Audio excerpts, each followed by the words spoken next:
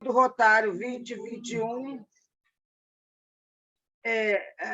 solicitando a todos um minuto de silêncio pelo falecimento do associado do Rotary Clube de São Paulo, governador 1998-1999, do antigo Distrito 4.610 e atual Distrito 4.563, presidente do Conselho Superior da Fundação de Rotarianos de São Paulo desde 2004, o companheiro Carlos Jerônimo da Silva Gueiros. Ele também fazia parte do Conselho Diretor da revista Brasil Rotário.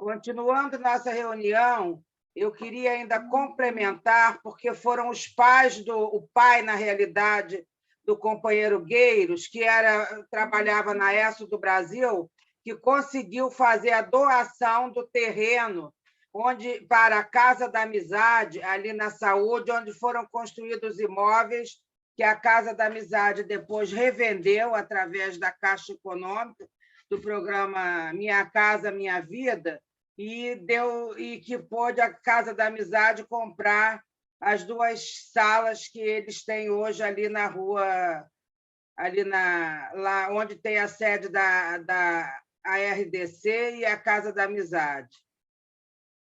Continuando a reunião, eu convido o primeiro diretor de protocolo, José William, para o protocolo da nossa reunião.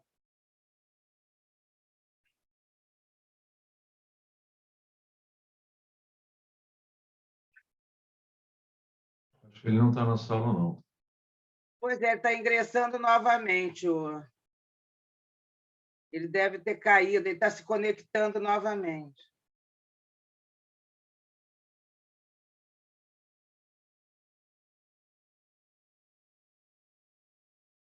Ok, já está no ar, já. Uhum.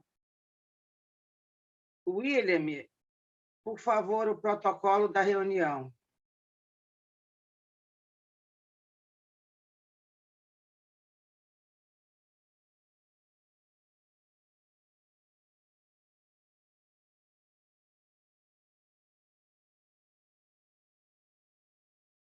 Ele está com problema de conexão, William. Engraçado que ele estava na sala.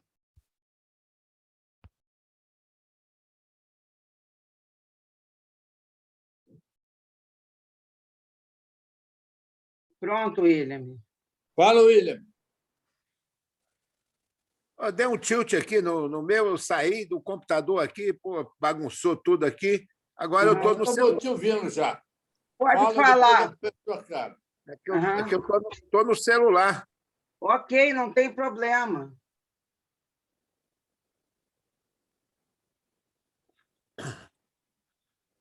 A fala é minha?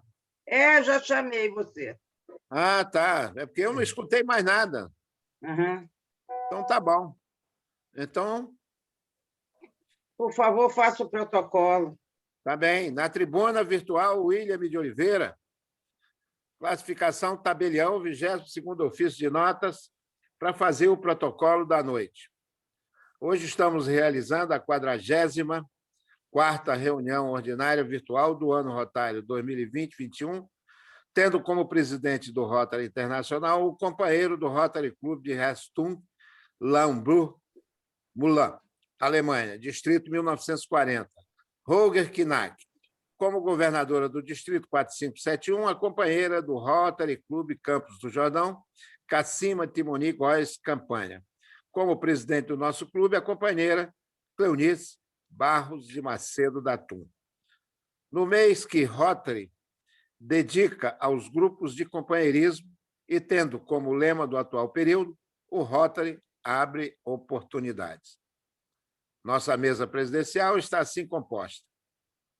Ao centro, a presidente 2020-21, Cleonice Datum, que tem ao seu lado o palestrante da noite, o associado do nosso clube, neste período, Rotário, governador assistente do Rotary Clube Rio de Janeiro, Lagoa e também do nosso clube. O companheiro Claudino Brasil da Nóbrega. E ao seu lado esquerdo, o associado do nosso clube, o presidente, no período 2010-2011, presidente da comissão de administração do atual período, o companheiro Eduardo Mair. E devolvo a palavra à presidente Cleonice. Obrigada, companheiro William, pelo excelente protocolo e, mais uma vez, parabéns a você pelo neto. E eu queria falar com vocês o seguinte: eu gostaria de convidar todos os companheiros do clube para prestigiarem a formatura dos alunos do curso de inclusão digital do projeto Entre na Onda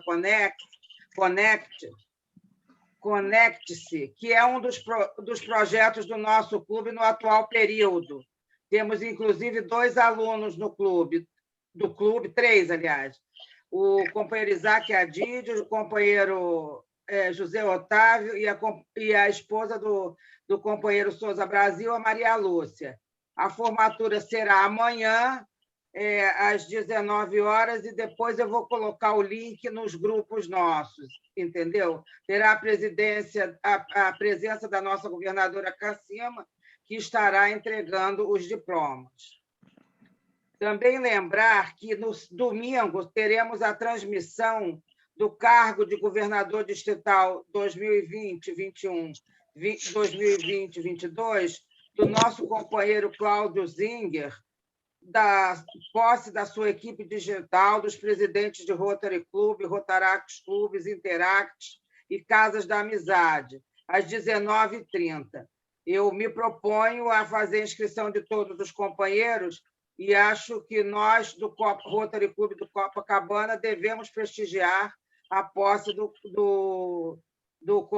governador Cláudio. Gostaria também de passar informações da conferência distrital que aconteceu de quinta a ontem. Foi de forma híbrida, uma parte virtual e outra parte direto lá de Aparecida.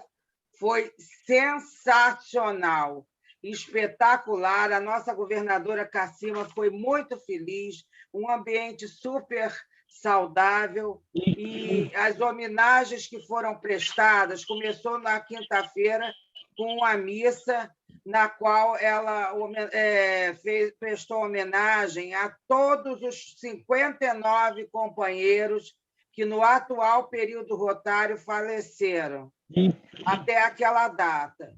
Só um que foi de acidente e os demais foram de Covid, infelizmente. Foi chamado 1 a 1, do nosso clube foi chamado o nome e aparecia a foto de cada um. Essa homenagem também foi feita no início, na abertura da conferência distrital, na sexta-feira. Do nosso clube, infelizmente, foram os companheiros Isaac Benchimol e Marco Aurélio Sintra Borguer. Com relação à Assembleia de Delegados, da qual eu representei o clube... E o completo? Sim, desculpe, do cumprido também, eu esqueci. Foi, aliás, o primeiro, porque foi um dos primeiros, foi em ordem alfabética, e todos que desejarem assistir, foi feito, está no YouTube do distrito, e se algum companheiro quiser ver essa homenagem, por exemplo, a companheira Zélia, que é viúva do companheiro cumprido, está lá, eu posso passar depois o link do YouTube para todos. E também, então, como eu estava falando, da parte da Assembleia dos Delegados, aquela proposta que era para mudar o estatuto, aquilo não foi votado, porque nenhuma, nem a do Jacarepaguá, nem a dos governadores estavam de acordo, então acharam melhor retirar. Com relação à proposta dos 75% do saldo da Conferência Distrital foi aprovada, e o que não foi aprovado, entendeu? Foi também os 25% que ela vai colocar que era junto na mesma proposta, que vai para o Fundo Distrital do distrito, né? A única que não foi aprovada, por 28 votos contra 23, é a prestação de contas do governador João Trigulage. A governadoria vai mandar isto para a ata de reunião para todos os clubes e também para o Rotary International. E simplesmente depois para tomarem as devidas providências e possivelmente, hoje eu conversando com o governador Chico Reis, ele disse que também vão fazer um movimento para os clubes pedirem à governadoria que dê prosseguimento no processo, porque precisa saber aonde foi gasto aquela verba, porque no próprio relatório da auditoria eles aconselhavam a não aprovação das contas, não tinha um documento junto. Então, com relação à Conferência Distrital, foram esses os assuntos. Eu agora passo a palavra para o companheiro Isaac Adide para o companheirismo da reunião. Boa noite a todos. Na tribuna virtual, Isaac Adide, sócio representativo do Rotary Clube Copacabana, na antiga classificação de roupas femininas representação. Eu vou iniciar o companheirismo dando parabéns ao nosso companheiro William e a Celinha pelo nascimento do neto do casal Guilherme. A família do William, os parabéns do clube e meu. Os aniversariantes, vou falar agora dos aniversariantes do mês de junho, que já foram muito festejados, que foi dia 2, o Stefan Blanc, dia 9, Ricardo Antunes Correia, dia 10, Francisco de Paula Souza Brasil, dia 12, Pedro Loureiro Durão, dia 12, Maria Lúcia, esposa do Souza Brasil, e no próximo dia 28, José Adolfo Salgueiro Aires. A todos eles, mais uma vez, os nossos parabéns.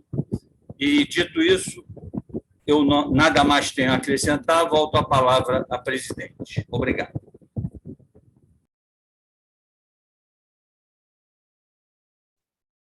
Obrigado, Isaac, pelo companheirismo. Agora, então, chegamos ao ponto alto da nossa reunião, que é a palestra do nosso companheiro Claudino Nóbrega, que vai nos falar sobre o início da industrialização fluminense e também, como ele esteve presente na conferência distrital, se ele quiser falar alguma coisa, Claudino, fique à vontade também.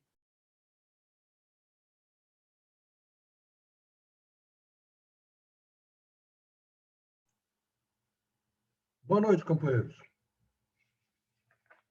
Vou falar igual o William. Ninguém respondeu. Boa noite, boa noite. Boa noite, boa noite. Um minutinho só. Estou dando uma de William e você. Eu não posso atender, estou numa conferência. Bem. O telefone do Claudino toca a fantasia improviso de Chopin. Caramba, o homem é bom, hein? Olha aqui. A minha observação sobre a conferência foi a seguinte. Fala alto, Claudino, está muito baixo. Deixa eu ver se eu aumento o volume aqui. A minha observação sobre a conferência é a seguinte. Cada vez que eu ouço o diretor de RI, Mário, eu mais me apaixono por ele. O cara Exatamente. é ótimo. Desses diretores todos que eu conheço de RI, ele disparado é o melhor. Né? Eu acho, né? Opinião. Com certeza. Com certeza. Ele falou coisas interessantíssimas. Não, assim, em 10 minutinhos de conversa. Eu acho que não estava nem prevista a fala dele. Deram a palavra para ele, ele falou. Falou, por exemplo, que o Banco Itaú fez uma doação para a Fundação Rotária, o Pedro, de 4,5 milhões de dólares, o diretor Ricardo, e não quis saber em que ia aplicar. Você está a par disso? E você falou, pô, cara, eu não sabia disso. Entendeu? Que o grande problema é o seguinte: em 1980, morriam 1.000 pessoas por dia de poliomielite no mundo. 1.000 por dia. E hoje são 2 esse ano. 2 pessoas só. Então, isso é para dar um impacto, para você sentir a diferença da coisa. Que o grande problema hoje em dia são os vacinadores que estão morrendo, sendo assassinados. Uma barbaridade. Entendeu? São 104 vacinadores assassinados, a maioria mulher, porque o Talibã não admite que homem entre na casa deles. Entendeu? A mulher estando presente. E que não pode dar indenização para a família do indenizador, porque se ele sabe que a família do vacinador recebeu indenização, vai lá e toma o dinheiro. É um negócio complicado. Então, isso foi uma coisa que me impactou. E outra coisa que ele me disse é que a polio, Pedro agora podia dizer isso melhor para mim, já gastou 19 bilhões de dólares. É isso mesmo, Pedro? 19, deve ser. Agora, não é só a Fundação Rotária. Tem a OMS, tem a Unicef, tem o Bill Gates, tem o CDC, Centro de Controle e Prevenção de Doenças dos Estados Unidos, tem uma organização chamada Gavi, e todo esse pessoal contribui no combate à poliomielite. Então, isso é uma coisa que eu queria trazer para vocês, porque me impactou muito essa informação de que eram 1.000 pessoas por dia em 1980 e agora tá 2 pessoas este ano até junho. Entendeu? Que o grande problema hoje é o combate contra a ignorância, porque lá eles estão dizendo que essa vacinação é uma invenção dos Estados Unidos para esterilizar os pobres. Veja você, que absurdo. Bem, isso daí foi o que eu ouvi do diretor Mário e eu achei muito interessante. Achei que devia passar para vocês, porque é uma coisa interessante. Entendeu? Com relação à reunião de delegados, isso aí vou lhe contar. A construção da Torre de Babel é mais organizada, que eram não sei quantas pessoas falando ao mesmo tempo. Como é que pode? Num Zoom, todas as pessoas falando ao mesmo tempo. E todas elas raivosas e intolerantes. Não pode, não houve uma organização que permitisse que pessoas com pensamento diferente apresentassem seu pensamento. Não houve isso. Bem, agora sobre a nossa palestra de hoje. Quero fazer 2 ressalvas. A primeira é o seguinte: não sou historiador, nem tampouco economista. Em segundo lugar, só vou abordar um pedacinho desse tema tão vasto que é o início da industrialização do Estado do Rio. Entendeu?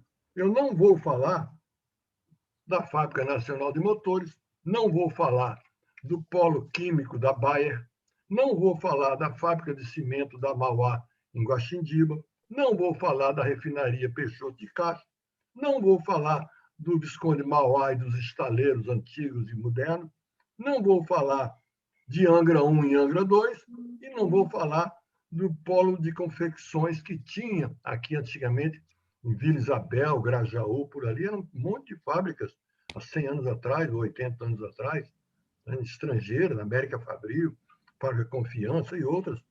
E hoje em dia tem um polo de confecções em Friburgo. Não vou falar dessa turma. Muito bem. O que eu vou falar é o seguinte: eu vou começar a minha apresentação fazendo uma pergunta para um economista. Pode ser o Antenor, pode ser O Maurício pode ser o Zé Otávio. Eu escolhi o Zé Otávio. Ele gosta de fazer pergunta, então vou fazer uma pergunta para ele, que é a seguinte. Zé Otávio, qual é o país do mundo que na década de 20, durante 10 anos consecutivos, viveu um regime de euforia absoluta, com ampliação do seu parque industrial, aumentando a produção, produtividade, eficiência, qualidade, com crédito liberado geral a baixíssimo custo, com ampliação da produção, por conseguinte, muito grande. Qual é, com grandes investimentos na Bolsa de Valores, fazendo com que muitas pessoas largassem seus patrimônios e entrassem na Bolsa de Valores? Qual é o país do mundo que fez isso na década de 20 e que, em contrapartida, não melhorou a qualidade de salário da massa popular, não melhorou o nível de consumo da sua população na mesma proporção e que, por conseguinte, no fim da década de 20, levou o país para uma derrocada? Que país é esse? Olha, em princípio, você podia até dizer que é nos Estados Unidos, mas eu acho que, por essa última colocação, foi o Brasil. Década de 20 coincide com a questão daquela laboratória do café, né? Muito bem. Então é o seguinte. Eu acho que aí tem muito de Estados Unidos, mas tem também um pouco, exageros à parte, tem um pouco da nossa história também. Muito bem. Agora, não sei se a nossa industrialização teria sido dessa forma tão acelerada. Muito bem. Então é o seguinte. É claro que eu estava me referindo aos Estados Unidos. A Grande Depressão de 1929. Alguém aí já ouviu falar na Quinta-feira Negra de outubro de 1929? Um dia em que todo mundo queria vender ações na Bolsa e ninguém queria comprar, e que os valores das ações despencaram, né? E gente que tinha patrimônio de milhões passou a ter zero, ou quase zero. Tá? E na terça-feira seguinte, outra terça-feira negra, aí levou dezenas de empresas à falência e centenas ou milhares de pessoas, tá vendo, a ficar sem patrimônio, perda de emprego, confusão toda. E que essa desgraça toda, em 1929, passou para todo o país e depois atravessou o Atlântico Norte, passou para a Europa e depois atravessou a linha do Equador e veio nos atingir aqui. Veio nos atingir aqui como? Bem, o nosso país, naquela época, era um país que, em matéria de industrialização, era um zero à esquerda. Tinha poucas iniciativas isoladas que não significavam grande coisa para a dimensão do país. E a economia dependia muito da exportação do café, como disse o Zé Otávio. Então, 4 estados se destacavam como produtores de café: São Paulo, Minas, Espírito Santo e Rio de Janeiro. E, na época, o presidente do Brasil já era Getúlio Vargas. Tá vendo? Getúlio Vargas, no começo, nos primeiros 2 anos, ele tomou o poder numa Revolução de 30, e ficou prometendo uma Constituição que não saía. Os paulistas se revoltaram, fizeram a revolta, a União abafou a revolta em 1932, mas prometeu uma Constituição que nasceu em 34, que, se não me engano, isso aí podia depois dar para a gente, foi outorgada, não foi votada, em 34. Bota o som aí, cara, bota o som.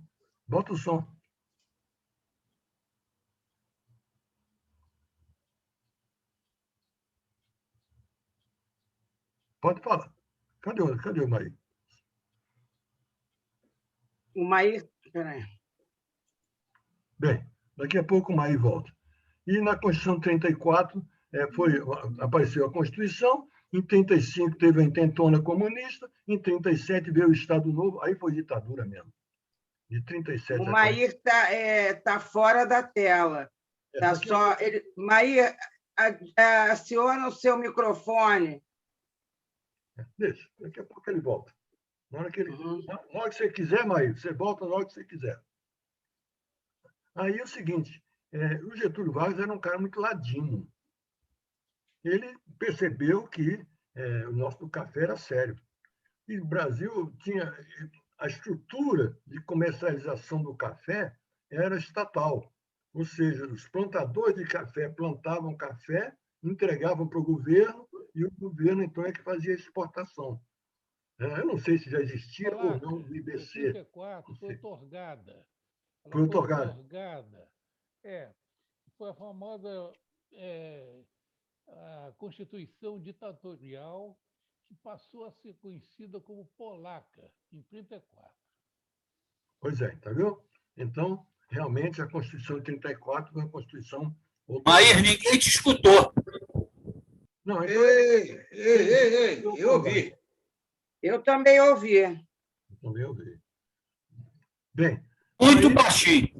Aí Getúlio Vargas, estocado de café, e a agricultura plantando café e produzindo café, e estocado, e ninguém queria comprar o café brasileiro, em lugar nenhum. O preço caiu barbaramente, mesmo caindo, ninguém queria. Aí Getúlio tomou duas medidas drásticas. A primeira, tacou fogo no estoque. Exatamente, tacou fogo no estoque. E a segunda, mandou erradicar os cafezais. Quando ele mandou erradicar os cafezais, somente o Estado do Rio obedeceu. São Paulo, Minas e Espírito Santo talvez tenham reduzido um pouco, mas não erradicaram. E o Estado do Rio erradicou. Isso mais tarde eu vou explicar as consequências. Então, para equilibrar. E aí o Getúlio começou a ver que nós tínhamos que sair dessa dependência total do café e que a solução era a industrialização do país. Dentro da cabeça dele, ele não pensou em petróleo, não estava na hora ainda, década de 30, nosso Petrobras só veio nascer em 53, 54. Então, ele pensou numa siderurgia, numa siderúrgica. Sonhou com isso. Agora tem uma coisa seguinte, vou abrir um parêntese. Na década de 20, tinha um oficial militar do Exército Brasileiro que gostava de política e se meteu em confusões na época de Epitácio Pessoa, não sei, acabou preso. Foi colocado na Ilha Grande, conseguiu projetar e construir um barquinho à vela e se evadir da Ilha Grande, atravessou, veio parar em Mangaratiba, pegou o trem, foi se esconder do governo numa pensão em frente do Palácio do Catete. Ficou lá algum tempo e depois foi para a Embaixada Francesa, pediu asilo, foi para a França, estudou engenharia metalúrgica na França e virou um engenheiro metalúrgico, além de oficial do Exército. Quando Getúlio precisou de uma cabeça para pensar em siderurgia, pensou nesse cara, deu anistia para ele e ele veio. O nome dele era Edmundo.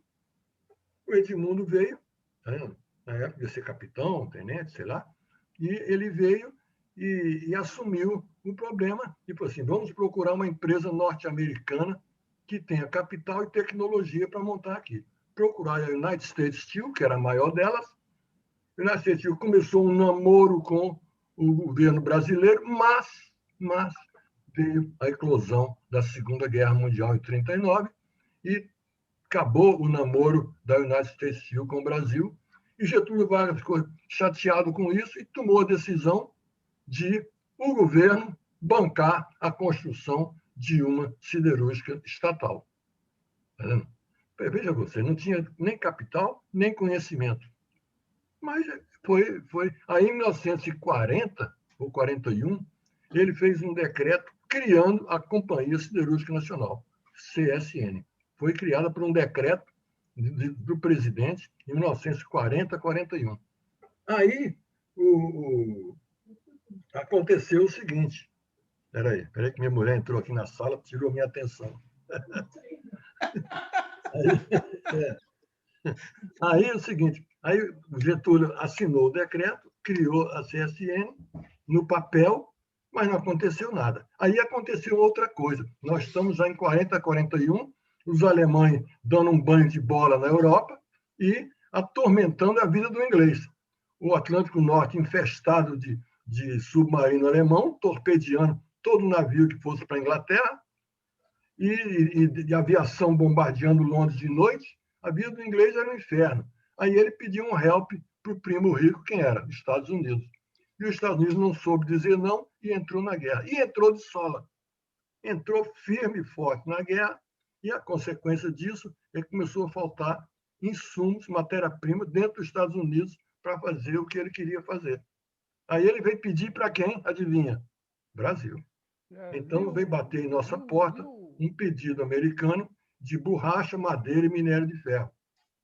E nós não soubemos dizer não, e indiretamente nós acabamos entrando na guerra, e os alemães ficaram invocados com a gente, torpedearam os navios brasileiros por causa disso. Mas isso é outra conversa. O que aconteceu foi o seguinte, é que o americano pediu ajuda ao brasileiro, e o brasileiro deu ajuda, e começamos a fornecer. Quando os alemães invadiram o norte da África e chegaram, não sei se chegaram até Marrocos, Argélia com certeza, até Marrocos, correu um boato que eles iam querer pular para o Nordeste brasileiro. O americano, mais do que depressa, fez uma pista de pouso em Natal, no Rio Grande do Norte, e o presidente Roosevelt veio inaugurar aqui e se encontrou com o Getúlio. Aí o Getúlio aproveitou a oportunidade e propôs para ele duas coisas. Um financiamento do Exim Bank para construir uma usina siderúrgica e fazer um escambo de tudo que ele estava fornecendo para os Estados Unidos, materiais, e trocar por uma siderúrgica. E o Roosevelt concordou e o Getúlio voltou eufórico e o americano simplesmente ficou cozinhando a gente em banho-maria. E aí o Getúlio, ladino como ele só, a bordo de um couraçado chamado Minas Gerais, fez um discurso apoiando os nazistas contra os aliados. Isso aí botou todo mundo no Estados Unidos de cabelo em pé. No dia seguinte saiu o financiamento do Exim Bank e saiu o dinheiro para construir a siderúrgica. E assim foi construída a siderúrgica. O Edmundo, o nome dele era Edmundo de Macedo Soares, devia ser parente da Cleonice. Macedo Soares e Silva. Edmundo de Macedo Soares e Silva foi o mentor de tudo, nos bastidores ele que mexia. Ele foi o diretor técnico depois da Siderúrgica Nacional. Ela começou a produzir em 1946. Entendeu? Mas agora tem um detalhe que é o seguinte. Aonde localizar a siderúrgica? Todo mundo que de São Paulo falava, aqui é o mercado. O mineiro falava, aqui tem a matéria-prima. Entendeu? E o estado do Rio está aqui. Não tinha nem o mercado, nem a matéria-prima. E a usina foi aqui. Como é que foi esse mistério? Aconteceram 4 coisas. Primeiro, tem um pessoal que diz que foi em Volta Redonda porque tinha estrada de ferro na porta e estava entre o polo São Paulo e Rio de Janeiro, 2 centros consumidores. Era um local estratégico. Outro pessoal diz, não, foi escolhido lá porque está junto do Rio Paraíba e toda usina siderúrgica gosta de ter um rio junto. Tem outro pessoal que diz o seguinte, naquela época, a arte da guerra naval não era míssil e porta-avião, pelo menos aqui no Atlântico, era couraçado e cruzador. E esses couraçados e cruzador têm canhão que joga bomba 30 a 40 quilômetros. Então, jamais fazer uma usina siderúrgica no litoral. Tinha que ser longe. Então, ficou atrás da Serra das Araras, entre a Serra das Araras e a Serra da Mantiqueira, no Vale do Rio Paraíba. Foi aí, por isso nasceu em Volta Redonda. Mas a verdade mesmo não é nada disso. A verdade mesmo é o seguinte, é que tinha um sujeito chamado Hernani, que era danado. Era casado com uma moça chamada Alzira. Só que a Alzira era filha do Getúlio. E esse Hernani, o sobrenome dele era Amaral Peixoto. E o Getúlio tinha botado o Hernani como interventor no estado do Rio. Interventor é como se fosse um governador. Então, ele era o governador do estado do Rio. Ele deve ter havido uma conversa mais ou menos em termos. Ô, sogrão, o estado do Rio, na história do café, ficou prejudicado. Erradicou, os outros não. Por que não faz uma compensação e faz a usina siderúrgica aqui agora? O fato é que o Getúlio decidiu fazer em Volta Redonda. Essa é a razão por que o Getúlio fez isso. Agora, tem mais um detalhe, que é o seguinte. O apoio do Brasil aos Estados Unidos não ficou somente no fornecimento de madeira, borracha e minério de ferro. Também foi criada a Força Expedicionária Brasileira, a FEB, e nós mandamos um contingente de 25 mil pessoas para ajudar o exército americano na tomada da Itália. Então, nossas tropas desembarcaram em Livorno, aquela cidadezinha lá, né? E, a partir dali para cima, toda a parte montanhosa, o americano deixou com a gente. A parte plana com eles e a parte montanhosa conosco. Nossas batalhas são todas de montanha. Monte Castelo, Montese, essas coisas. Então, os generais brasileiros começaram a questionar. Assim, pô, nós estamos combatendo um ditador, dois ditadores, Mussolini e Hitler, apoiando uma democracia, os Estados Unidos, e o nosso país é ditadura. Então, começaram a se questionar. E o Getúlio, muito sagaz, percebeu que isso ia acontecer, como de fato aconteceu. Mas ele percebeu que isso ia acontecer de tal maneira que, quando acabou a guerra, em maio de 45, as tropas chegaram no Brasil em setembro de 45. Na hora que botaram o pé no solo, na Praça Mauá, estava dissolvida a Força Expedicionária Brasileira. Dissolveu, o Getúlio dissolveu, cada um foi para a sua casa, não teve nada de ir para quartel. Então, isso causou um dissabor muito grande nas Forças Armadas. Inclusive, o próprio governo americano tinha aconselhado o Getúlio a manter aquele grupo coeso, porque era um grupo de elite, já testado em campo de guerra, era uma tropa boa para ele. Getúlio não quis saber, dissolveu. Esse dissabor se traduziu quando, em julho de 46, quando Getúlio já estava deposto, houve a inauguração da Companhia Siderúrgica Nacional e Getúlio não foi convidado. O presidente era o general Eurico Gaspar Dutra, que simplesmente virou as costas para o Getúlio. São as coisas da política. E a inauguração da Siderúrgica Nacional criou um clima de euforia no país. E, anos depois, 46, 56, já no Juscelino, a indústria automobilística começou usando chapa produzida por quem? Pela Siderúrgica Nacional. Os americanos mandaram para cá uma empresa chamada Arthur Maqui, que ensinou o pessoal a trabalhar. Então, ela ficou aqui mais de 5 anos. Entendeu? Quando eu fui para Volta Redonda, em 62, ela tinha acabado de sair. De 46 a 62, eu você quanto tempo. Então, nós aprendemos a fazer o aço e a indústria automobilística deu a partida dela com o aço de Volta Redonda. E o aço de Volta Redonda serviu para tudo, os estaleiros, indústria mecânica e tudo mais, eletrodoméstico, tudo isso, aço de Volta Redonda. Quando, depois, na época do Juscelino, apareceram outras usinas siderúrgicas, aí já é outra história. Bem, isso daí é o início da industrialização, uma indústria de base no estado do Rio. Eu procurei falar muita coisa, apressado, podia falar mais devagar, mas aí ia tomar muito tempo de vocês. Eu acho que, a partir daí, agora, se alguém tiver alguma pergunta, e se eu souber responder, estou à disposição. Muito obrigado.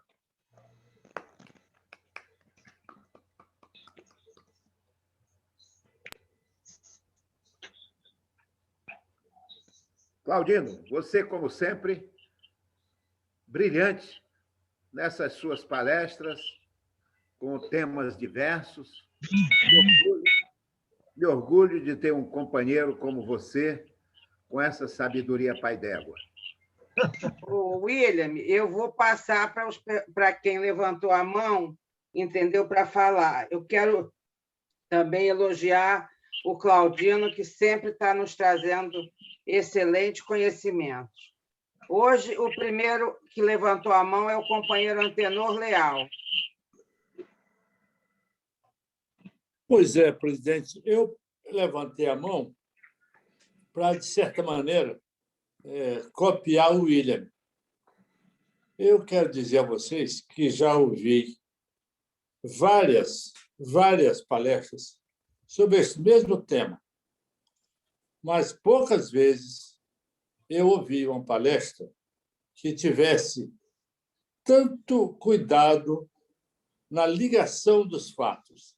Numa palestra histórica como essa, você tem que ligar os fatos. Tem razões, tem contra-razões, tem histórias paralelas, tem razões escondidas, que precisam ser estudadas e expostas com generosidade, com carinho, querendo efetivamente passar conhecimento, sem querer mostrar que tem conhecimento, com palavras difíceis, com jogos de palavras. Não, de uma simplicidade franciscana, mas de uma sabedoria agostiniana, se permitem a brincadeira. Então, o nosso Claudino nos deu hoje uma belíssima aula, né? Eu quero me dar os parabéns por ter pedido a Cleonice para que o Claudino nos falasse hoje, porque isso é apenas a confirmação dos valores que nós temos em casa. Esse é um fato muito importante. Não é? O Rotary Club tem essa vantagem de permitir que nós todos tenhamos um número enorme de pessoas carinhosas que se importam conosco. E, por exemplo, hoje, o Claudino, que se referiu com carinho a uma palestra de alguém na conferência, sem dúvida, a palestra não alcançou o nível de informação, sabe, intimidade com que o Claudino nos deu. Eu fui um pouco mais alongado na minha homenagem ao Claudino, até porque ele já respondeu uma pergunta que eu ia fazer. Ele é tão sabido que eu vou evitar que o Antenor me pergunte por que Volta Redonda. Ele, então, já me respondeu, eu já me dou por satisfeito e aplaudo de pé. Vou até me levantar aqui para aplaudir. Pronto, terminei. Pessoal, deu desconto, ele é meu amigo.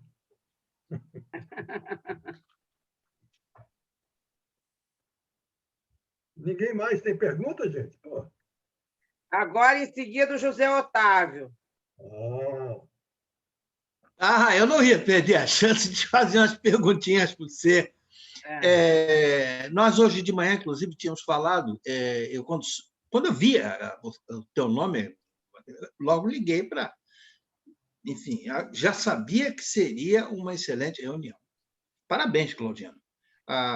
Eu acho que o Antenor disse com toda clareza, não vou ficar repetindo as coisas, mas, só para contrariar, como diz o cantor, eu tive a felicidade, na Firjan, de, em 1965, começar um trabalho sobre o início, não da industrialização, mas da indústria, aqui e naquela época em que eu fiz 65, era no estado da Guanabara. E aí, só por curiosidade, lendo o que eu pude, lendo, inclusive, material na seção de obras raras da Biblioteca Nacional, a gente chega à conclusão, praticamente, de que a primeira manifestação industrial não é só o processo de industrialização. Eu falei com vocês isso hoje de manhã. Foi uma usina de açúcar, localizada onde hoje é o Jardim Botânico. Que aqui tinha eles devastaram muito o que tinha de floresta e plantaram açúcar e depois café na floresta da Tijuca. E aí foi construída lá um engenho, que eu não sei por que cargas d'água ele não prosperou, e aproveitaram as instalações para ali construir uma fábrica de pólvora. Então, esse é considerado, digamos assim, quase que um embrião. Eu não acredito que seja realmente a primeira manifestação industrial. Nós tínhamos outros pontos no Brasil que tinham, vamos dizer, um nível de desenvolvimento semelhante ao nosso. Eu me refiro a Pernambuco, a própria província de São Vicente, Minas Gerais também, quer dizer, você tinha... Mas, de qualquer maneira, por curiosidade, Está lá até hoje o pórtico de entrada, lá no fundo do Jardim Botânico, está lá esse marco. E quem tiver curiosidade vai ver, está escrito isso lá. Na realidade, você tem várias fases e várias etapas. Primeiro, Brasil Colônia. Acabou. Não tinha indústria no Brasil Colônia. Era Portugal. Era Portugal. Hã? Era proibido ter. Era proibido. Houve um decreto proibindo. Depois a família veio para cá, em 1808 ou 1809. A família, houve a transmigração da família real para cá. E aí houve Reino Unido, Brasil, Portugal e Algarves. Portugal e Brasil, tudo bem. Algarves, eu peço depois ajuda ao Maír, porque eu não sei por quê. Mas, com a vinda da família real, também vieram algumas demandas e, principalmente, alguns capitais, e principalmente com a abertura dos portos, né? Aí você tem a abertura dos portos às nações amigas, entre aspas, Inglaterra. E aí você começa a ter uma série de etapas. Depois você falou a etapa do Barão de Mauá, que tem uma influência extraordinária. Depois você tem outra etapa, depois você tem a questão lá de São Paulo, quer dizer, a questão principalmente do café e tudo. E, enfim, depois você tem a CSN, que realmente foi a grande mola. Foi a grande mola do, vamos dizer assim, do desenvolvimento industrial. E ainda bem que ela foi colocada no estado do Rio, que depois viria a ser mais próximo aqui do Rio e tudo, e nós acabamos ganhando com isso. Eu não me contive, porque, primeiro, eu tenho orgulho danado desse trabalho que eu fiz. E, segundo, isso toca numa parte que eu me dediquei a estudar bastante, que eu tenho um carinho muito grande. E depois, pela felicidade de ver você, Claudino, que é um amigo do peito mesmo, abordar o assunto com tanta profundidade, com tanta propriedade. Então, não tem perguntas. Seria burro se fizesse uma pergunta, porque não tem pergunta. Acho que você respondeu tudo. Presidente, muito obrigado pela oportunidade. Desculpe se eu me excedi. Não, de forma nenhuma. Que isso, estamos com bastante tempo hoje. Agora o companheiro Isaac. Claudino, não vou fazer palestra não, tá? Paralela não. Mas eu queria te parabenizar pela leveza da tua palestra, pelo conteúdo da tua palestra, que nos ensinou bastante. Aprendi muita coisa no que você falou e acredito que outros também aprenderam. E só te dizer que foi uma palestra bastante leve e bastante compensadora pelo ensinamento que você nos proporcionou. Muito obrigado. A palavra está aberta para quem quiser usar do microfone. Quero continuar a falar, já que você me cortou. Eu não te cortei, eu apenas disse que tinha uma ordem. É diferente. Então, agora você pode falar. Claudino, como disse o Antenor, quando eu falei, e ele me copiou. Como ele me copiou, tudo que ele falou é o que eu tinha para falar para você. Então, tá aí. Aí, eu quero dizer para você, quero reiterar o que eu havia falado antes, suas palestras são maravilhosas. Eu não vou dizer que eu aprendi, eu vou dizer que eu guardei bastante essas suas palavras aí. E a você digo o seguinte, que o Antenor, quando te elogiou, não é porque ele é seu amigo, todos nós somos seus amigos. Então, te elogio muito mais do que o Antenor te elogiou. E sou teu amigo. Então, você, como um grande palestrante, como eu repeti, palestrante pai d'égua, parabéns. Mas, William, esse meu elogio também é porque eu devo dinheiro a ele e quero diminuir o juro. Encontrei isso na internet sobre por que eu devo dinheiro a ele e quer diminuir o juro. Ninguém mais pode brincar com o telefone. Eu fiz essa brincadeira aqui, a Siri já disse a mim, eu não encontrei isso. É brincadeira? Pois é, eu falo até no pensei telefone, o telefone responde, cara. Exatamente, tem que tomar o maior cuidado. Muito cuidado. cuidado. Eu até achei que fosse alguma coisa aqui, que alguém tivesse com o som aberto. Não, é porque esse negócio é uma loucura. Esse negócio é um perigo. Quer ver uma coisa? Ô, Siri, qual é a temperatura em São Paulo?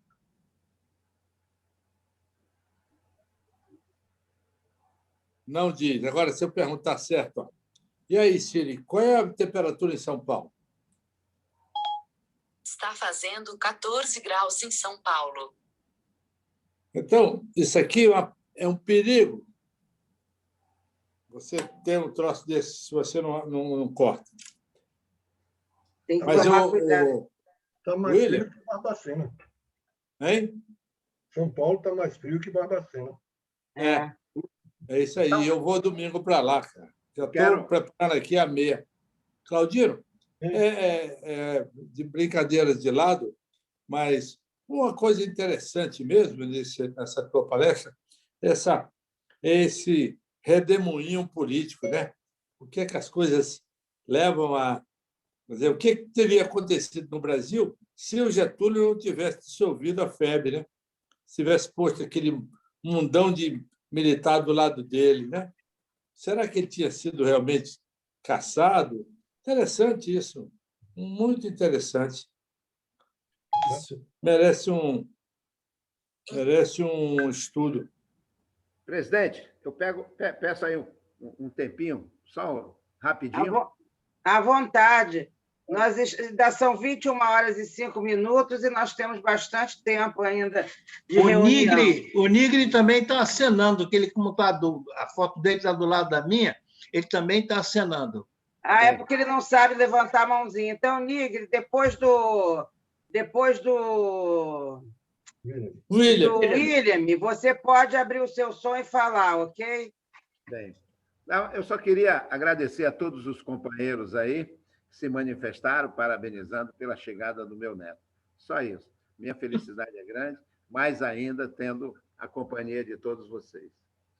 Não, e o Guilherme está super bem, e ela também, né? Ele nem parece que tinha nascido ontem, o William. Graças a Deus. Nasceu ontem. Uhum. Às 3h15 da madrugada.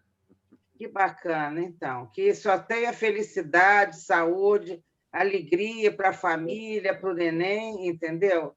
É isso que todos nós queremos. É da turma do Corujão, esse garoto. 3h da manhã vai ser boêmio. Vai ser boêmio. Vai chegar às 3h da manhã e dizer assim, não, desde o começo eu chegava às 3h. Olha só, companheiros, pode falar, Nigri. Abre o seu microfone. Estão me ouvindo? Estamos. Parabéns pela palestra, suas palestras são uma aula. O que eu queria saber é quando que o governo resolveu se desfazer da siderúrgica. Isso me lembra uma palestra do sobrinho do Tancredo Neves, que não estou me lembrando, o ministro lá, não estou me lembrando o nome dele. Você sabe quando foi pensado em vender a siderúrgica? O que aconteceu é o seguinte, a siderúrgica fazia parte de um complexo, Siderbras. Eram 3 usinas siderúrgicas que compunham. Eram Cosipa, em São Paulo, em Piaçaguera, lá em Santos, a Usiminas, em Ipatinga, interior de Minas, e a Siderúrgica Nacional. E havia um movimento sindical muito forte dentro. E não existe no mundo greve em usina siderúrgica, porque os aparelhos metalúrgicos são equipamentos que não pode parar. Entendeu? E eles fizeram uma greve aqui em Volta Redonda. Isso aí assustou muito o pessoal, entendeu? E contribuiu muito para a privatização. Você vê que na privatização, na véspera da privatização, a empresa tinha 27 mil funcionários. Uns 2 ou 3 anos depois, tinha só 14 mil, quer dizer, metade. Quer dizer, então, era um cabide de emprego arretado. E isso aí foi um dos motivos. A siderúrgica não apresentava lucro, não dava resultado. Entendeu? E então, hoje em dia, está na mão da família Vicunha, né?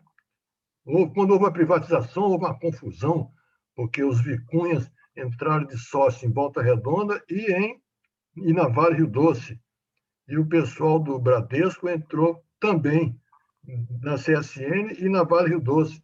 Então, houve uma troca de permuta, uma permuta de ações para o pessoal do Bradesco ficar na Vale Rio Doce e os Vicunha ficarem com a CSN. Tá vendo? A decisão foi essa. O Fernando Henrique Cardoso, quando ele privatizou as siderúrgicas, ele imaginava isso, tirar o peso, aquilo era uma coisa que não dava lucro. Entendeu? Era cabide de emprego e não dava lucro. Dava prejuízo todo ano. É isso aí. O balanço dava prejuízo. É isso aí. Ô, Claudino, isso foi do início da década de 90, eu tenho a impressão. Foi na época porque do eu participei muito de debates sobre isso. Eu fui um modesto defensor dessa privatização, mas, Níger, eu tinha um camarada, ele já morreu, ele tinha uma cota de distribuição de aço Você não comprava direto da Companhia Siderúrgica Nacional, você comprava de quem tinha cota.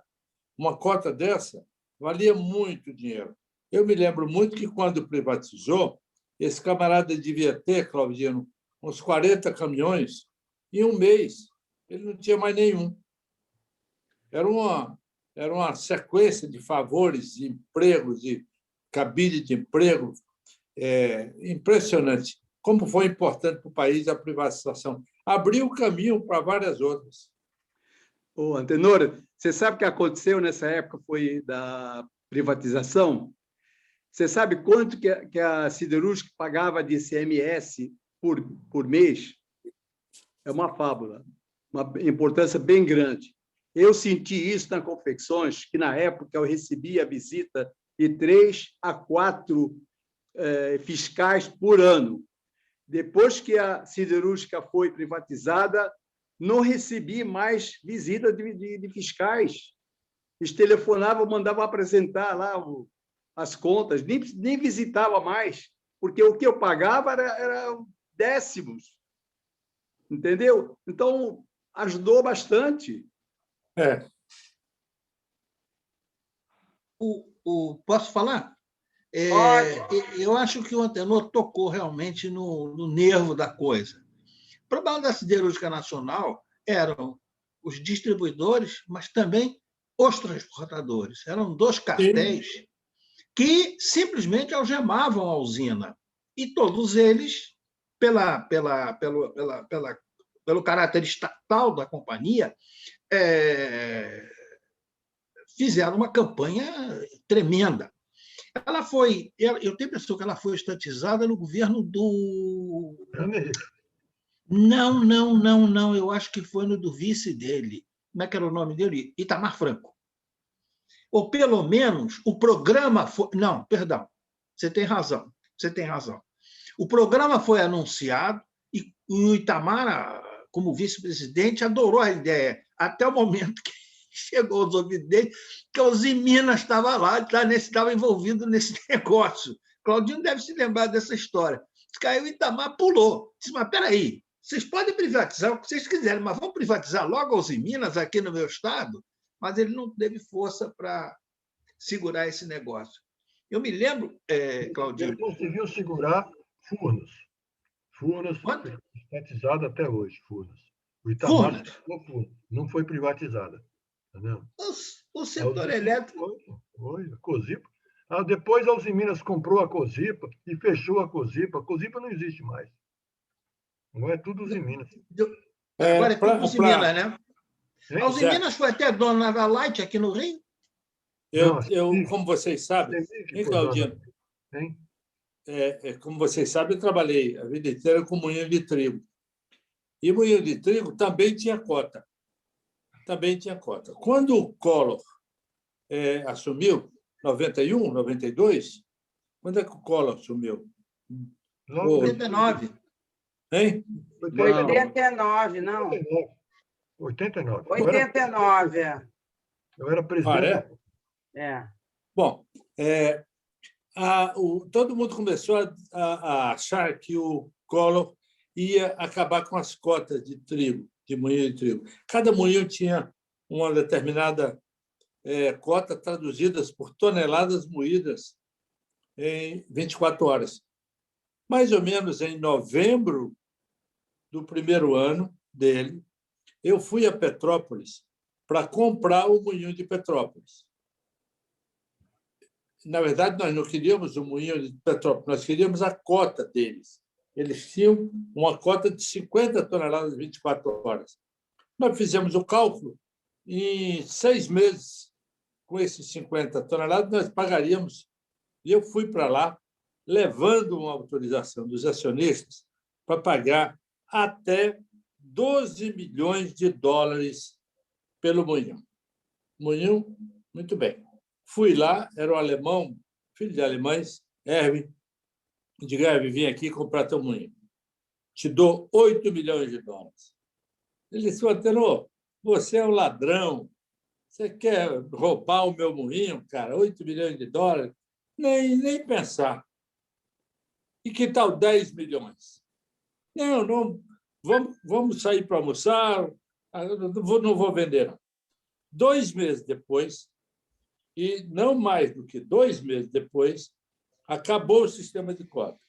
E aquele moinho que eu quis comprar por 10, mas ia a 12 milhões, não valia R$1. Literalmente, R$1.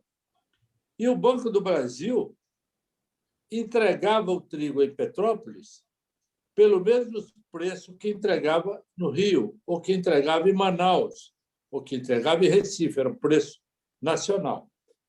Mas o Banco do Brasil dizia o seguinte, o transporte do navio até Petrópolis é feito por qualquer companhia de transporte. Aí esse meu amigo fez uma companhia de transporte só para transportar o trigo do Banco do Brasil para o moinho. Muito bem. 2 meses depois do fim, o moinho dele não valia R$1, repito aqui, e os caminhões dele desapareceram, não tinha o que fazer, porque ele não tinha habilidade, não sabia vender preço.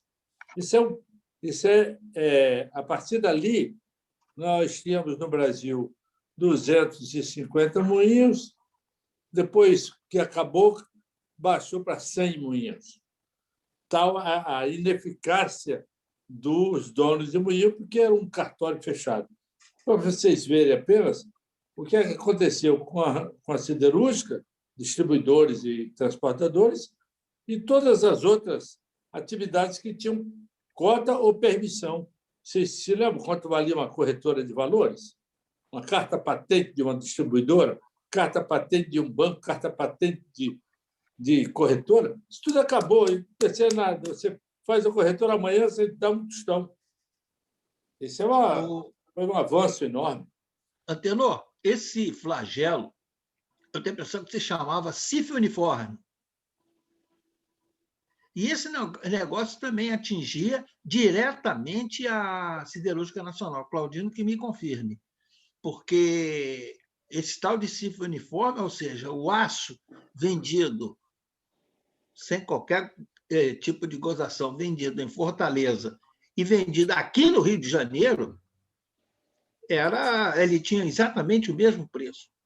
Mas eu acho que hoje em dia o petróleo é assim também. O petróleo é assim também, é? O preço da gasolina em Fortaleza e aqui, o preço da gasolina é o mesmo. Preços equalizados. Não, acho que não. É sim. Não. As distribuidoras... Não. O problema é o ICM. É o ICM, Antenor. É o ICM que faz a diferença. Isso, o ICM que faz a diferença. É isso. Você atravessa a fronteira do Estado do Rio, você sai de um ICMS de 35% e entra em São Paulo com de 25%. Não é brincadeira. Tudo isso. Você não é Cachoeira Paulista, não. É uma cidade que fica até antes. Você tem um baita de um posto. Luz, Posto Estrela. Não, é aquele posto da... Luz. É o primeiro posto. Luz. Ali também, mas eu estava me referindo ao Graal. Depois da fronteira. Graal? Claudino, Graal. você passa ali, é mais barata a gasolina, então, em São Paulo? Mas muito mais. Você tem uma ideia? Você vai andando para dentro de São Paulo, vai baixando o preço. Na cidade de São Paulo é mais barato ainda. Quando eu fui à casa de meu filho... Quando eu fui à casa de meu filho em Indaiatuba, eu abasteci o carro para voltar, eu paguei, eu me lembro como se fosse hoje, R$ 2,20 ou R$ 2,40 o litro de álcool. Aqui no Rio já custava R$ 3. Maurício, quer dizer que a Petrobras banca essa diferença de preço de a gasolina que vai para São Luís e a gasolina que vai para o Piauí? Não, ela não banca essa diferença. Hoje ela tem refinarias em quase todo o Nordeste, do Sul. Não, ela tem refinaria na Bahia, tem refinaria em Pernambuco. Tem refinaria em Manaus. E a de Manaus. Então, essas refinarias todas, elas seguem o preço da gasolina no refino. Ou seja, se fixar a gasolina R$ 2,15, refinaria, todas elas vão ser 2,15, todas. Então, o que ocorre? Eles fazem uma equalização de preço com relação ao transporte de um lado para o outro. Então, essas diferenças são compensadas no próprio produto. Mas, Maurício, então o Estado do Rio está bancando o resto do Brasil. Porque o petróleo está aqui, pô. Não, o petróleo está aqui. Maurício, você, como um torcedor tricolor, fica obrigado a, na próxima segunda-feira, nos dar essa informação correta. Não, eu estou dando... Quem é que paga essa diferença? Não, essa diferença é da equalização de preços. Então, quando se fixa equilibrar, tá preço certo. ex-refinaria, ele é fixado já compensando os valores que vão ter aplicados nos outros estados. Então, mesmo que o transporte fique mais caro, ele é compensado pelo preço da gasolina na produção. Então, lá a produção da gasolina aqui, vamos supor, onde nós temos aí 300 mil barris dia, então aqui a gasolina, vamos supor, sai a R$ 2,50 para facilitar. Sai a R$ 2,50 a refinaria. Ela está sendo vendida num preço, como você falou no início, a um preço mais baixo pela comparação de valores proporcionais. Então, na refinaria que produz 200 mil barris, então ela teria um valor mais baixo. Mas, como na refinaria de Caxias é mais alta, então elas se compensam. Mas a Petrobras é caixa única. É isso aí. A Caixa Única. Agora vai mudar. Hein? A Caixa Única prejudica os interesses do Estado do Rio. A Caixa Única, o consumidor do território do Acre, entendendo? Paga pela gasolina o mesmo preço que o consumidor aqui do Estado do Rio. Então, esse preço único, o Estado do Rio está pagando mais caro. Nós estamos financiando o Acre. Nós fomos prejudicados na Constituição de 88, porque a Constituição de 88 inverteu, no caso do petróleo, não no caso de derivados de petróleo, mas no caso do petróleo, ele inverteu a lógica do ICMS. Ou seja, o petróleo que é levado pelos dutos, o Maurício pode me corrigir, é levado pelos dutos para as refinarias, e seja de onde for, ele é faturado na origem, perdão, no destino. e não na origem, como é tudo. Esse ICMS. Isso aí é para a energia como um todo. Pode ser, pode ser. Não, pode ser não. Até se falava mal do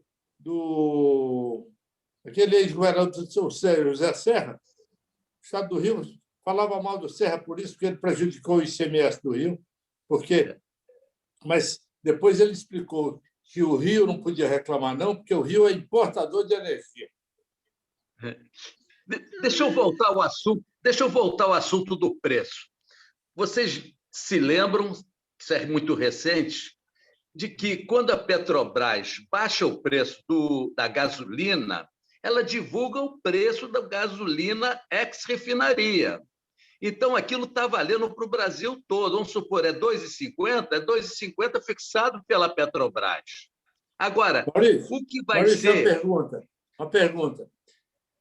A gasolina que vai para o Acre certamente sairá da refinaria de Manaus. Uma pergunta. Sim. Não sei se é de lá, mas até o Acre vai de caminhão. A Petrobras paga esse transporte? Olha, deixa eu voltar ao assunto para você entender. Então, quando a Petrobras fixa o valor da gasolina, R$ 2,50, ela fixa para o território nacional. Entendi. Então, ali, dentro deste preço, já está embutido esses valores todos de diferenças de transporte. Quer dizer que... O Rio, que não tem frete nenhum, entra num rachuncho que ele não tinha que entrar. É verdade. É isso aí. É isso aí. E depois dizem que a gente recebe os royalties para compensar esse negócio. O problema é que a Petrobras funciona como toda estatal, a formação de preços dela é preço-custo. Então ela tem um determinado custo, ela repassa automaticamente uma margem para preço, e esse preço é um só. Zé, por quê? Que ideia é essa? Por que, Maurício? Por quê? Falta o quê? Falta o quê? Falta concorrência.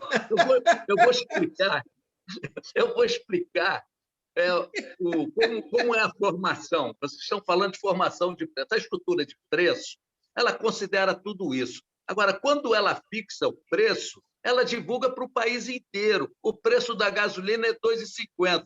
Agora, cada estado tem um ICM. Isso aí que faz a diferença. Verdade. E tem outros impostos, não tem só ICM. Tem um monte de porcarias em cima do preço da gasolina. E tem postos de gasolina que querem ter mais lucro que outros. Então... Era isso que eu ia te perguntar, Maurício. Por que existe diferença de preço entre os postos de gasolina, tipo Ipiranga e Petrobras? Entendeu? Porque saiu no jornal essa semana que, inclusive...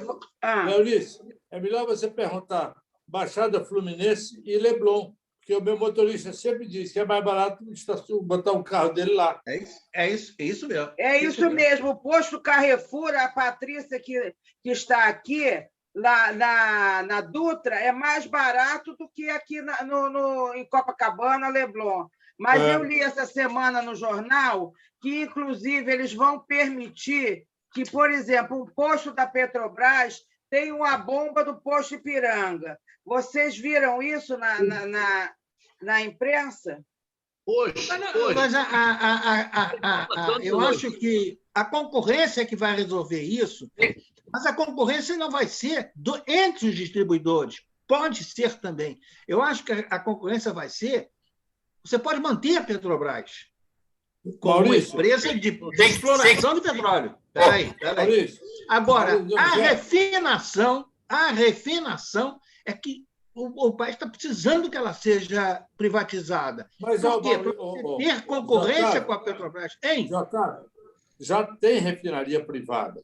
A Petrobras já vendeu refinaria. Mas são inexpressivas. Maurício, eu estou te perguntando. Você tem uma refinaria privativa aqui no estado do Rio. E a produção dela é inexpressiva dentro do mercado. Tem que saber o seguinte: se essa gasolina mais barata não é batizada também. Isso é fiscalização. Aí esse é vergonhismo. Isaac, eu acho que você aqui, pode por exemplo, o Faz a Shell... sua pergunta, Tenor. Está 6h20. Não, a pergunta que eu estou fazendo é a seguinte, porque o Otávio está dizendo que só tem uma refinaria privada, essa daqui do Rio. Ela não já vendeu outra refinaria, não? Olha, a Petrobras tem hoje 13 refinarias no país, 13. E ela foi obrigada pela Agência Nacional do Petróleo a vender 5 refinarias ou 6 refinarias. Eu sei que ela só vai ficar com as principais cidades. Então, vai haver uma concorrência forte em produtividade.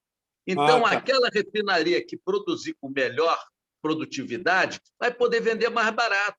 Claro. Então, vai ter uma competição grande entre as refinarias. Aí está certo. Não, e aí eu vai não desaparecer. E aí vai desaparecer esse preço nacional. Não. Ah, sim, sem dúvida. Mas eu vou discordar do Maurício. Não é eu, não sou eu, não, cara. Isso é internacional. Eu vou discordar do que você falou. Discordar do Maurício, Zé. Ele lhe deve muito, você foi o melhor síndico do prédio, cara. Não fui eu, não. Eu nem fui síndico do prédio. Eu nem fui síndico. O melhor não foi nem o Maurício. O Maurício também nunca foi síndico. Mas o Claudino foi. Você não sabe dessa história. Tem muita coisa. Mas o que acontece é o seguinte: escuta o que o Maurício falou. Vou fazer uma pergunta aqui ao Claudino. Só um segundo. Claudino. Não, Zé. Pô, o Claudino. Claudino, olha aqui. Conta aí aquela história, você que gosta muito do seu prédio, daquele evento carnavalesco. Como foi? Qual, cara? O cara que estava usando a sua calçada para alguma coisa. Não, é isso não. A Rua Dias Ferreira virou um sambódromo. Aí os blocos passavam lá no Dias Ferreira e os bebum desciam a Rainha Guilhermina para urinar no jardim do meu prédio. Aí eu desci e fui lá. O cavaleiro botou o pingolim para fora para urinar. Eu falei assim: vem cá, amigo, você podia me dar o seu endereço? Ele falou para mim com um cara feio: mas por que você quer meu endereço? Eu falei assim: eu quero imitar lá na sua casa também, ué.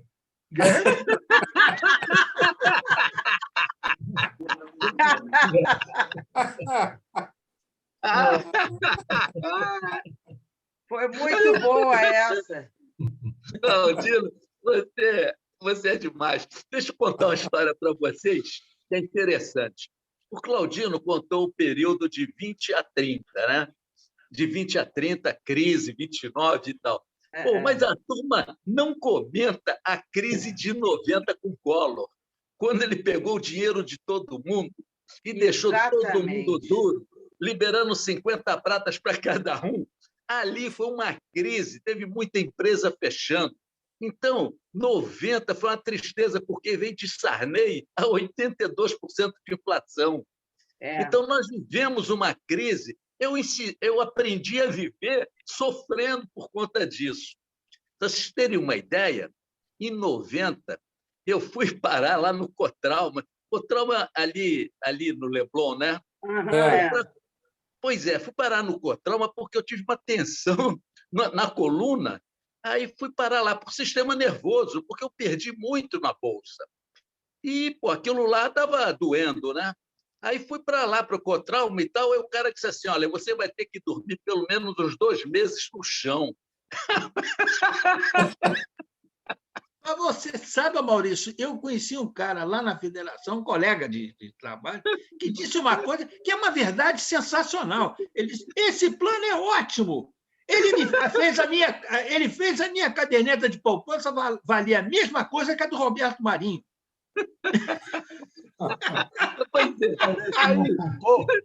Ali contou é que ele foi lá, o cara disse: vai dormir no chão para pagar seus pecados. Exatamente. Aí, depois disso, eu aprendi muito, porque passei a não confiar em mais nada e passei a usar a minha cabeça e não a tendência. E, com isso, eu consegui me acertar na vida. Mas aquela foi uma pancada fortíssima. Fortíssima. Maurício, por que você não pediu dinheiro emprestado à sua mãe naquele dia da loteria?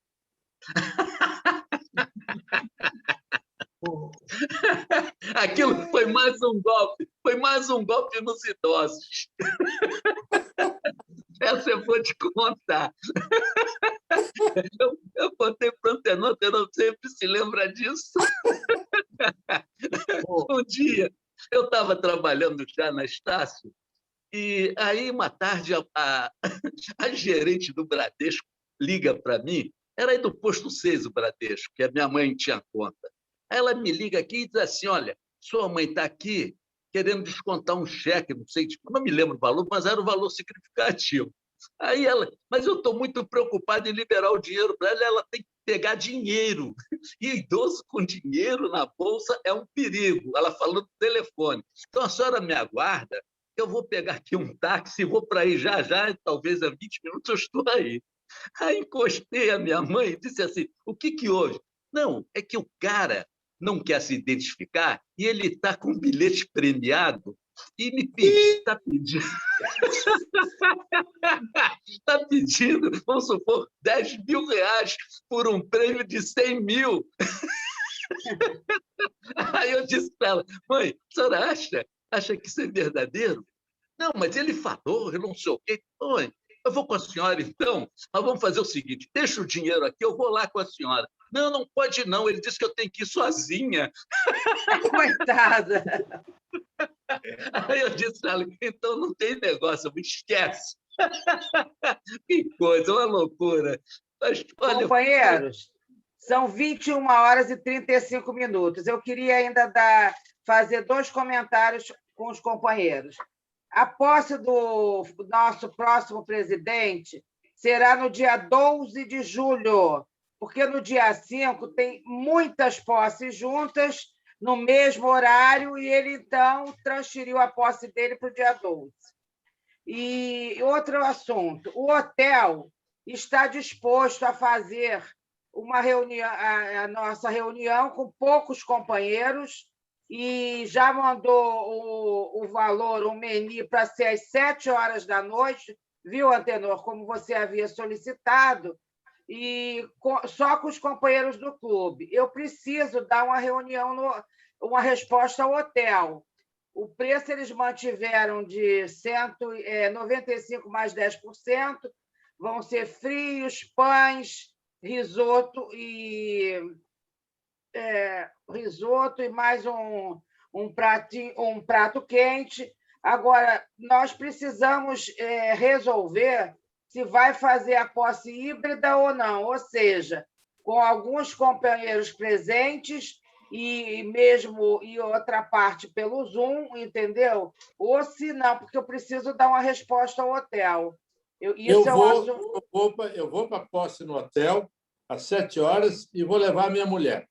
Ótimo. Eu também irei, o Francisco Wilson irá.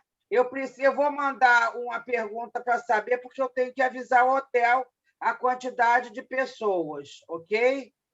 Você falou 2 coisas.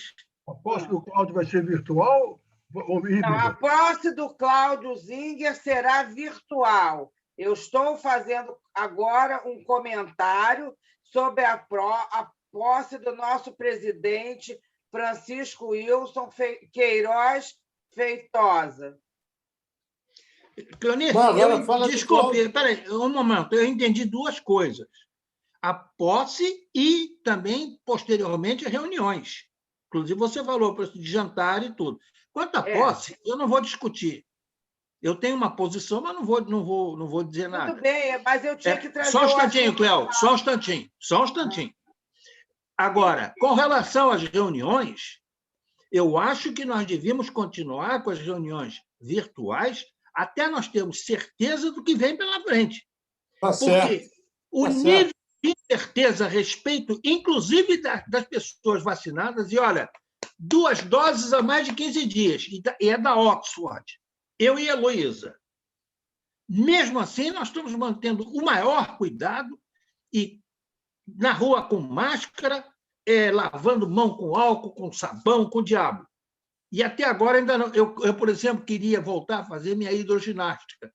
Eu estou sentindo falta, estou realmente com aspecto físico e mental sentindo falta. Agora, até agora não tive uma resposta sólida a respeito da possibilidade de transmissão pela água da piscina. Começa por aí.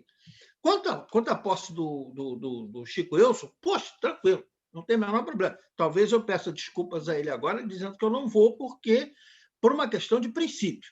Eu estou há 1 ano e meio, eu e a Luísa estamos em casa. Nós não nos matamos até agora. Otávio, acho que você tem toda razão com relação às reuniões que devem continuar por Zoom. Eu não tenho dúvida disso. A posse é uma coisa simples, vai ser em pé, não é nem... pelo que eu entendi, uma coisa mais simples, não é? Tranquilo, Antenor, tranquilo. Eu diria para você o seguinte: eu não tenho nem argumentos para contrariar você nessa questão da posse. Eu apenas estou pedindo licença ao Francisco Wilson, agora antecipadamente. Não, está claro. É uma questão de consciência minha. Está certo, está certo. Tá? Agora, a gente precisa saber quantas pessoas vão para ver se faz ou não. Já tem aqui. Exatamente, Antenor. É isso que eu coloquei o assunto em questão, até porque a Patrícia também precisa saber que ela vai estar lá de uma forma ou de outra. Faremos da mesma forma como foi feita do Marco Aurélio para o Fernando, só que o Fernando fez na casa dele.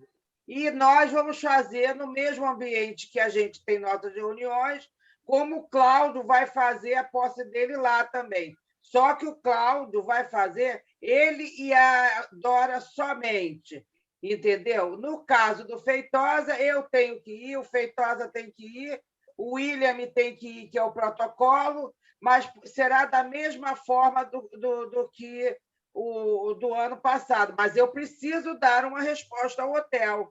Eu fiz uma consulta... Por que você não pergunta agora quem vai? Eu vou mandar por escrito para cada um responder, Antenor. Entendeu? Pode perguntar agora entre nós quem vai e quem não vai. Eu vou. Olha aí. É melhor fazer, confirmar cada um, porque eu não vou conseguir anotar o número agora, a não ser que você se disponha a anotar, José Otávio, por favor. Entendeu? Pode dizer. Eu vou, Feitosa vai, Antenor vai com a Silvinha. Peraí. Eu vou anotar, então você me dá tempo, senão não dá. Assim também não vale.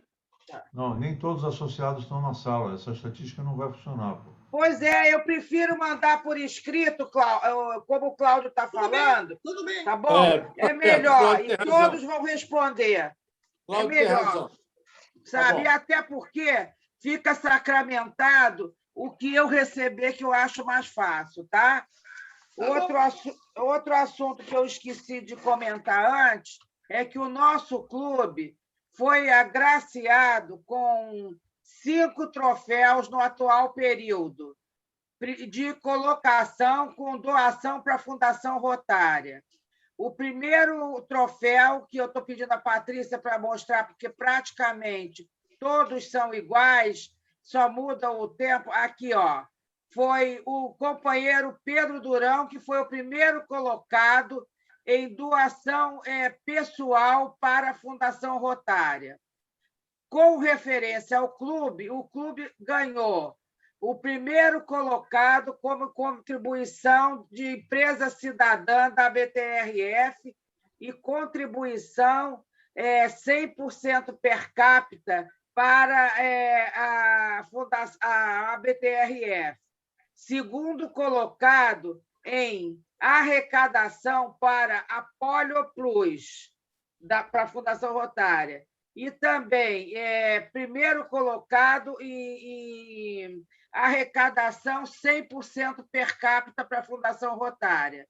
Esses foram os troféus que o clube, no atual período de 2020-2021, que vocês todos contribuíram e que foi dado ao clube.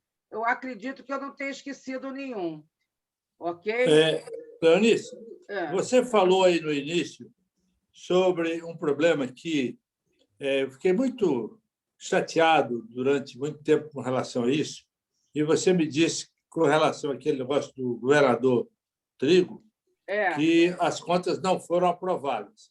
A pergunta que eu faço é o seguinte: qual vai ser o próximo passo?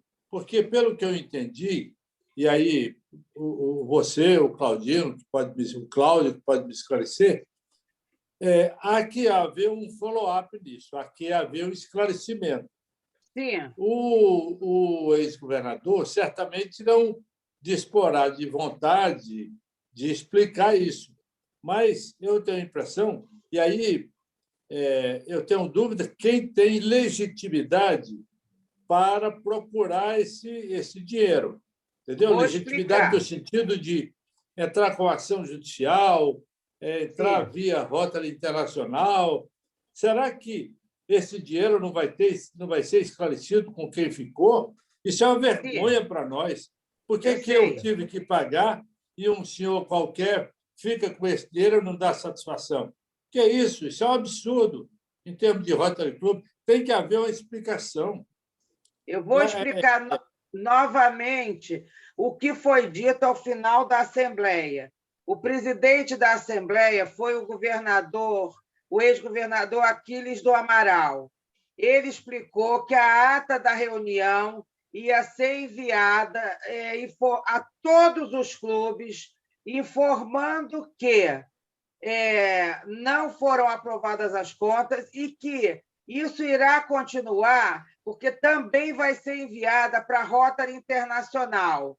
E aí os clubes terão legitimidade, porque foram 28 clubes que não aprovaram, para se juntarem e fazer uma ação judicial e exigir da governadoria, que eu acredito que não será mais a da Cacima, porque já vai se encerrar daqui a 9 dias, mas possivelmente do companheiro governador Cláudio Zinger, para justamente fazer uma interpelação judicial, porque ele terá que devolver ou se explicar se ele gastou realmente aquele dinheiro, ele tem que ter os comprovantes, tem que ter tudo, que nada disso foi apresentado, foi entregue. Também ele não cumpriu uma série de obrigações que constam do Estatuto da Associação. Ele tinha que fazer balancetes trimestrais, não foi feito. Teria que ter passado pela comissão fiscal, também não foi feita. Então, isso tudo será levado, foi o que foi explicado durante a Assembleia de Delegados. Mas, como foi uma Assembleia muito desorganizada, o Claudino pode me ajudar a falar se realmente eu esqueci alguma coisa. Ei, Claudino? O que eu acho é que a Assembleia jogou o problema para a RI.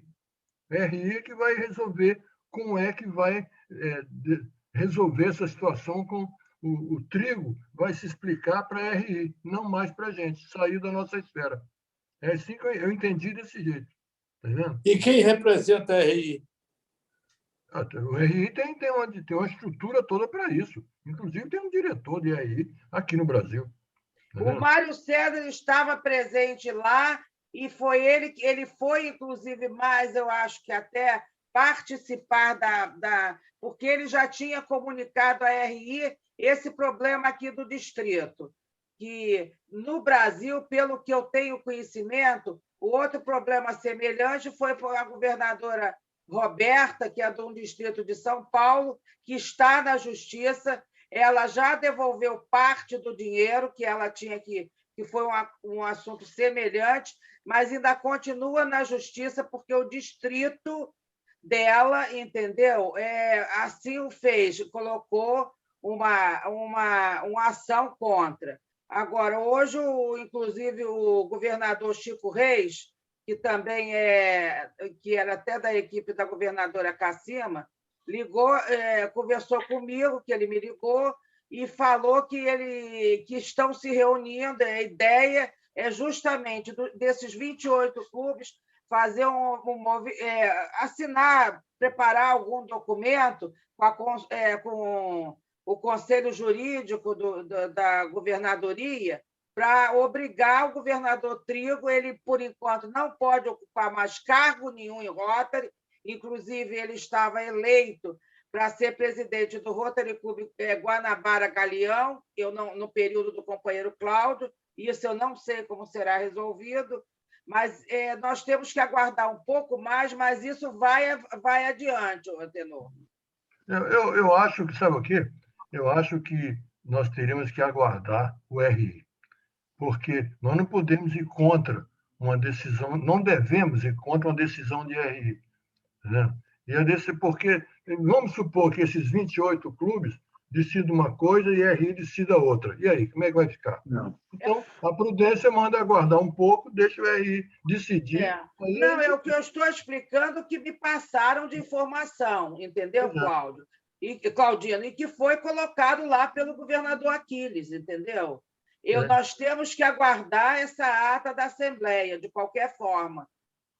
Ok? Agora, que não se... Qual é a alegação do trio? O que ele alega? Ele alegava que como é que se diz? Que o tesoureiro dele tinha morrido, mas o tesoureiro dele morreu no final de maio, princípio de junho. Ele não apresentou nenhum balancete, nem de julho, agosto e setembro, outubro, novembro e dezembro, janeiro, fevereiro e março. E já começou por aí, ele não apresentou nada, entendeu? A empresa de auditoria que ele contratou... Só para entender, Claudino, como é que isso chega no RI? Através do diretor aqui. Através do Mário César. A governadora Cassima manda toda a documentação para ele e entrega. Eu acho que é assim. Realmente eu não sou... E por que a Cleonice acha que é na governadoria do Cláudio? Porque só faltam 9 dias para a Cassima acabar a governadoria dela. O Cláudio quer falar. Por favor, Cláudio. O que eu quero dizer para vocês é o seguinte: antes dessa confusão toda, eu tomei a precaução de atender ao que reza o estatuto da Associação dos Rotary Clubes e constituir, quer dizer, selecionei 3 tesoureiros, os 3 vão atuar em conjunto, sendo que um tesoureiro foi escolha minha, que é do Rotary Tijuca, o outro tesoureiro foi escolha do Fávaro, que é o próximo governador, e o terceiro tesoureiro foi escolha do Alboni. Então, eu tenho 3 tesoureiros e cada um deles vai servir a um governador. Isso me dá uma garantia de que tudo será feito conforme, né? E eles vão trabalhar. Maravilha, Cláudio. O Cláudio está fazendo tudo como o Estatuto manda. Espera aí, Cleonice, espera um pouquinho. O Estatuto também prevê que deva haver um Conselho Fiscal, composto de 3 titulares e 3 suplentes. Os 3 titulares e os 3 suplentes eles foram escolhidos, alguns por mim, outros foram ofertas pessoais, o próprio Aquiles é um deles e o Roberto Rubim, Luiz Roberto Rubim é o outro que se ofereceu, os 2 do antigo 4600. O terceiro é o Alex Sotero, lá do Grajaú. Rotary Grajaú. E os outros 3, eles são repetecos da equipe da Cassima. Esses 6 membros do Conselho Fiscal, sendo 3 titulares e 3 suplentes, também foram confirmados na Assembleia. Na convocação da Assembleia, falava-se de aprovação da diretoria. Foi uma convocação que não foi explícita, mas o que se estava buscando a aprovação é do Conselho Fiscal, que foi aprovado. Então, eu tenho 3 tesoureiros escolhidos, como eu falei, e 6 conselheiros fiscais, e eu vou ter uma reunião essa semana, já combinei com os tesoureiros, com o Conselho Fiscal, para a gente equacionar a forma de trabalho, porque no final do período a gente tenha tudo esclarecido sem necessidade de nenhum ajuste adicional, tá bem? Inclusive, o seu tesoureiro, que é o primeiro tesoureiro, o Ricardo Soiché, ele é ex-bolsista do Rotary, entendeu? Então, ele, me parece, eu já conversei com ele diversas vezes, uma pessoa muito ética, muito íntegra, entendeu? Ele foi contra a aprovação, ele é do Tijuca, ele foi contra a aprovação das contas, mas o voto dele foi vencido. O Tijuca é um dos clubes que aprovou a prestação de contas do trio. Antenor, o diretor Mário, na sexta-feira, contou 2 historinhas. A primeira delas foi a seguinte, que ele estava na casa dele, em São Paulo, recebeu um telefonema de um rotariano de Pernambuco, dizendo que a filha dele tinha ido fazer turismo em Israel, ela era psiquiatra e que surtou e foi internada num hospital em Israel e que ele estava sem nenhuma condição de ter contato com ela, entendendo? E que estava desesperado por essa razão. E que, então, teve a ideia de ligar para o diretor de RI, que era o Mário, em São Paulo. Alguém deu o telefone, ela ligou, contou essa história para ele. Em 14 horas, tinha um médico assistente junto dela, rotariano, lá em Israel.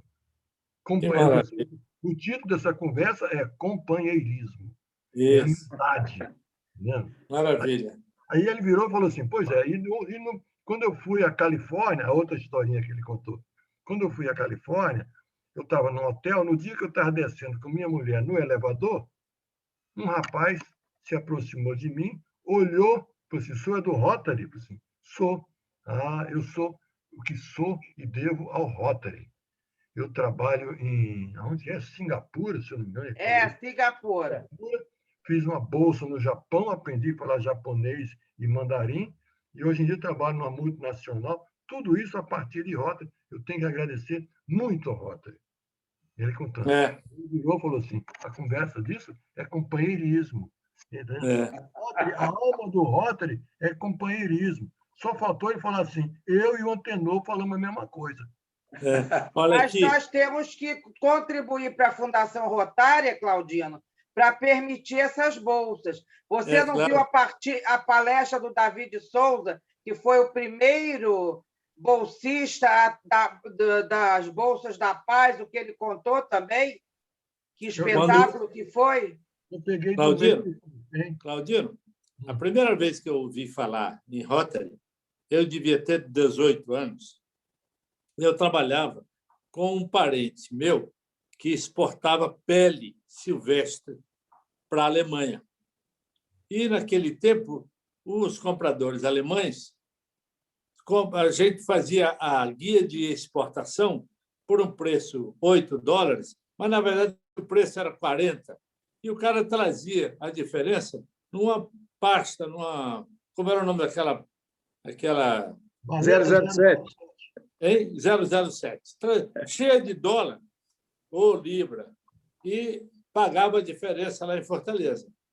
Um judeu alemão, nunca esqueço o nome dele, Weissmann, ele vinha sempre, a cada 3 meses ele vinha para Recife, até Recife, pegava o avião, vinha para Fortaleza, pagava, comprava mais pele e voltava. Um dia ele, na volta, estava andando na Rua da Aurora, que é uma rua que tem muita lojinha, e sentiu-se mal. Ele teve um infarto. Só que ele caiu numa loja de um judeu rotariano. Então, quando ele caiu, ele falou uma palavra e estava com o símbolo do Rotary. O dono da loja também, e o cara era rotariano e judeu. Então, ele vai ver que ele falou Leheim, não sei o que ele falou. Dali, ele foi diretamente para o hospital e foi salvo. E ele disse que o Rotary o salvou, porque até o cara identificá-lo como judeu que foi depois, quem identificou antes foi o Rotary. Por isso, quando eu viajo para o exterior, não deixo de levar o meu bottomzinho. Queria fazer um comentário adicional. O Claudino, quando contou a história daquele cara que fez pipi no jardim dele, e ele olhou para o piu-piu do cara, eu pensei que ele ia circuncidar o cara. Eu estava com tanta raiva que eu nem percebi o detalhe.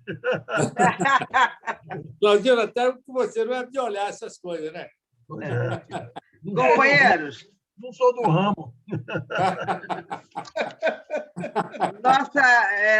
A nossa reunião está bastante gostosa, mas nós temos que encerrá-la. São 21h58. Eu vou pedir à companheira Patrícia para mostrar a entrega, o diploma que será encaminhado ao companheiro Claudino pela palestra de hoje. Não sou merecedor de tamanha honraria. Sim, Muito senhor, bem. é assim. Bota na Entendeu? parede. Não Eu concordo, já não concordo. Não? Não, eu Olha não só. concordo com a alegação dele. Com o diploma, claro. Exatamente, entendeu? Outra coisa que eu gostaria de lembrar a todos, por exemplo, eu vi que o Nigre hoje, o Isaac pode falar sobre o curso, porque ele está fazendo. Todos esses companheiros, e o Zé Otávio também. O professor é uma pessoa simpaticíssima, super acessível, né, José Otávio e Isaac? Que eu acho que vocês deveriam... Leonice, só uma parte. Eu acho que o companheiro Francisco Feitosa, que vai assumir a presidência, precisa ter domínio dessa ferramenta. Porque toda reunião ele está tendo que usar a mulher dele para ajudá-lo, tudo, e ele não está à vontade ainda.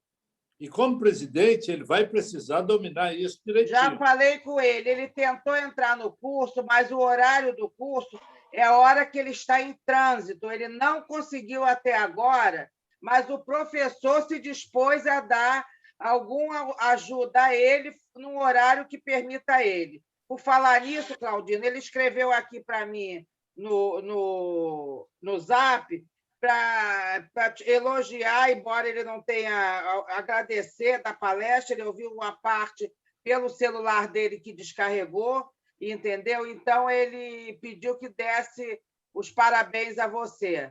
Vamos tentar ver, porque realmente ele tem sérios problemas, mas como a Patrícia, que está aqui na sala, está nos ouvindo, a Alba pediu, vai entrar em contato com a Patrícia para poder ver qual é o problema que está acontecendo lá no telefone, que a Alba sabe mexer... No telefone, não, desculpe, no computador.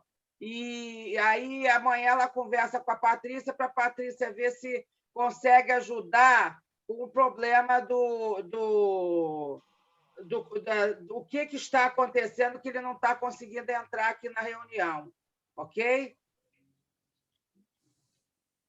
Maravilha. Boa noite aí para todo mundo. Boa noite. Uhum. Pedro, boa noite, governador. Uhum. Boa sorte, Claudinho. Dá por terminada a reunião, presidente? Vou dar, porque eu só queria, mais uma vez, parabenizar o Pedro Durão, porque, inclusive, nós conseguimos, o nosso distrito conseguiu alcançar a meta, né, o Pedro?